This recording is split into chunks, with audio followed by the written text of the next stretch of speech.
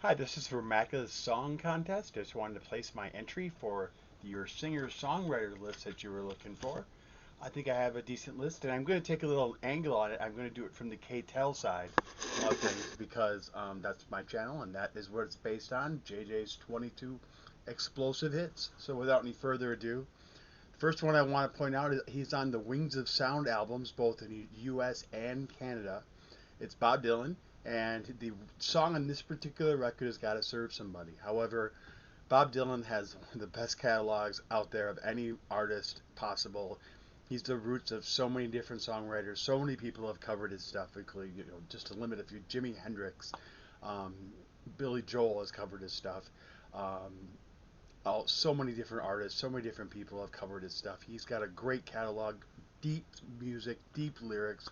He was the inspiration for "Hey, You Gotta Hide Your Love Away" by the Beatles.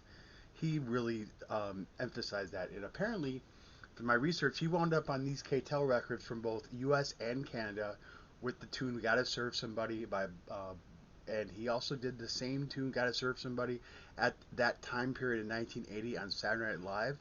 He's also on the Saturday Night Live compilation record of all the best performances that were on there. So Bob Dylan ranks up there for singer songwriter.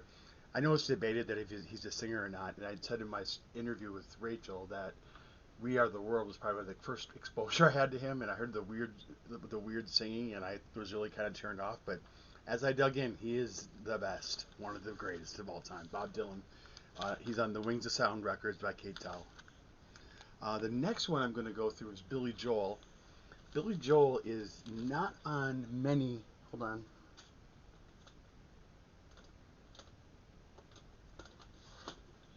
Billy Joel is not on many U.S. releases, not on many records.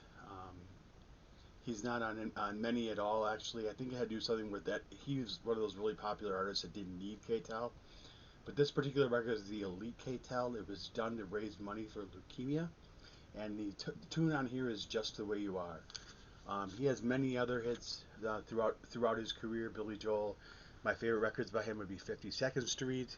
They would be "Just the Way You Are." He is also on the Canadian version.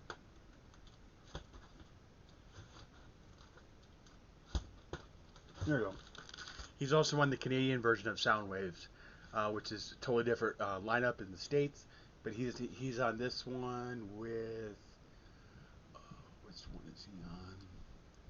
Um, Billy Joel. My Life is on this one from 52nd Street. So on the other one was "Just the Way You Are." This one is "My Life" by Billy Joel. He has many hits. He did "Downeaster Alexa's," one of my all-time favorite, where he played the accordion.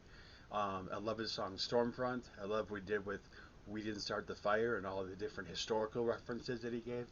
He really emphasized what a singer-songwriter is all about. He really speaks from the heart, talks about many different things. He has a lot of videos out there on how he actually writes his music. This one's a little colorful, but I like it.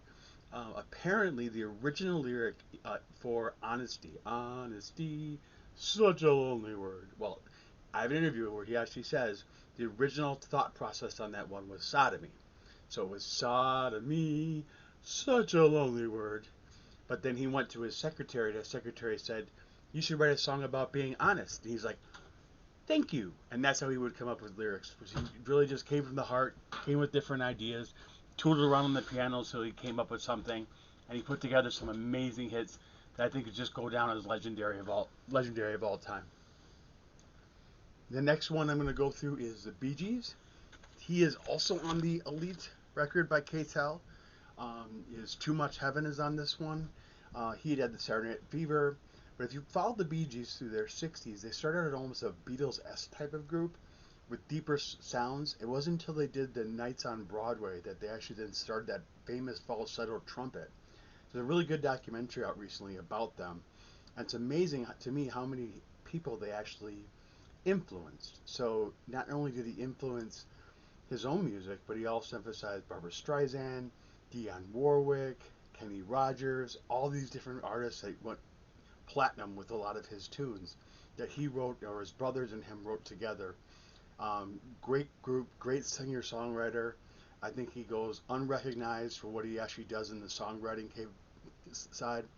But he is amazing, and he is one of my all-time favorite. To be honest, he's one of the ones that got me back into collecting, because his greatest hits of the Bee Gees was the first record I bought. I didn't even have a turntable yet, and again, I bought it at Target. For some reason, I buy all my records or something has significance at Target. I don't know why. The next one, I'm gonna be kind of funny with this one, but it's on the Pure Power record, and if you research, I think you're going to come up with about 100 different records that this artist was on. Is England Dan and John Ford Cooley. I will be showing a record soon that I ordered. I ordered the Anchorman 2 soundtrack. The song I'd Really Love to See You Tonight is on that record as well. They are pretty good. I actually like their stuff a lot. So when it comes on the record, I don't skip it. I don't go past it. They did a lot to publish on KTEL for their records. They have about 5 different popular hits in the 70s. They were a singer-songwriter duo. I really like them, and I think they emphasize KTEL because they're all over every record. Maybe I'll do that. I could do a whole video just on England Dan and John Cooley. I could do a whole video on them. And the last one that I'm going to show, he is on this record as the Commodores. And it is Lionel Richie. Lionel Richie has written a lot of different songs for a lot of people. He was part of the Commodores, branched out from the Commodores, had 2 popular records, which is Can't Slow Down and Lionel Richie. And he also had Dancing on the Ceiling.